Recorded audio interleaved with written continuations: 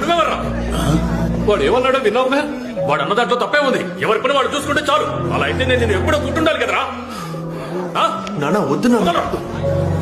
అయినా నా కొడుకును కొట్టే హక్కు నీకెక్కడుందిరా?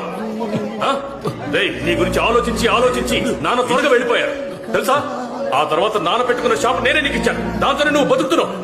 అలాంటి నువ్వు నా కొడుకుని తక్కువ చేసి మాట్లాడతావా? రే ఏంట్రా, చుట్టాలందరూ ఉండగా ఎందుకురా గొడవ? అలాగా చెప్పాలనుకున్న దాన్ని అప్పుడే చెప్పేయాలి. చుట్టూ ఎంతమంది ఉన్నా సరే చెప్పేయాలి. అదే కదా ఇంతకు ముందు మీరు నాతో చెప్పారు. అందుకే ఇది ఇప్పుడు చెప్తేనే కరెక్ట్ గా ఉంటుంది. నలుగురు ముందు చెప్తేనే వీడికి బుద్ధి వస్తుంది. ఉద్యోగం సద్యోగం లేకుండా బేవర్స్ గా తిరుగుతున్నాడు. వీడికి సపోర్ట్ చేస్తున్నావు. నీకు సిగ్గుగా రానంట్రా? నాన్న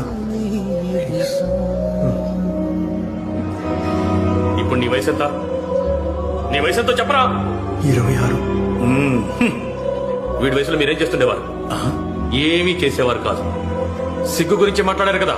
కోళికోడ్లో పక్కింట్లో ఒక అమ్మాయితో మిమ్మల్ని చూసి కట్టి పడేసినప్పుడు ఆ రోజు మన నాన్న పడిన బాధలో 1000 వంతు కూడా వీడి వల్ల నేను ఎప్పుడు అనుభవించలేదు. ఒకళ్ళకి నీతులు చెప్పేటప్పుడు వాళ్ళ గురించి కాస్త ఆలోచించుకోవాలి. అప్పుడు నీతులు చెప్పాలి. నా కొడుకు ఎలా బతకాలో వాడికి తెలుసు. వాడికి ఎవరో నీతులు చెప్పక్కర్లేదు.